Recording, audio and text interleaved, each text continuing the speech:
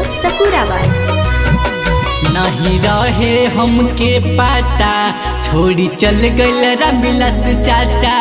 नहीं रहे हमके पता छोड़ी चल गइल रामविलास चाचा।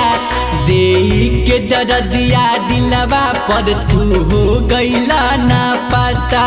काचे काचे बासावा के डोली चढ़ जइबा हो, चढ़ गइला हमर चाचा हो।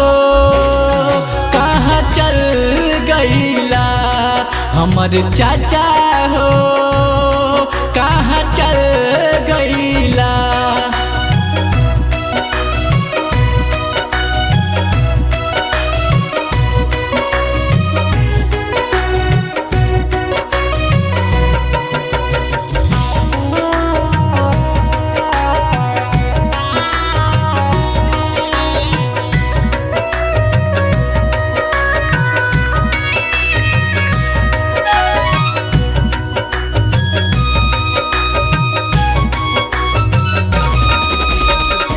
काचे काचे बासावा के डोलिया बनई है।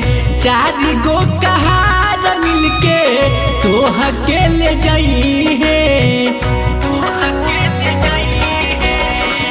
काचे काचे बासावा के डोलिया बनई है। चारी गो कहार मिलके तोह के उठई है। सोचल सारा सपनमा भुला गइला हो, भुला गइला हमर चाचा हो। छोड़ चल गइला हमर चाचा हो, छोड़ चल गइला।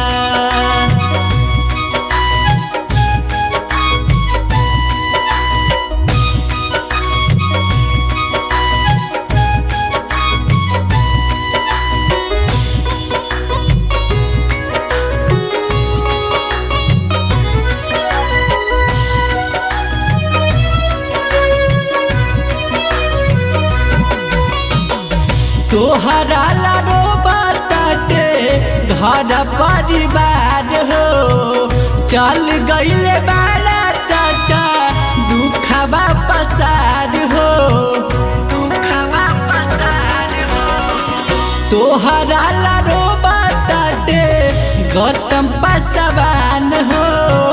चल गइले बाला चाचा दुखवा पसार हो।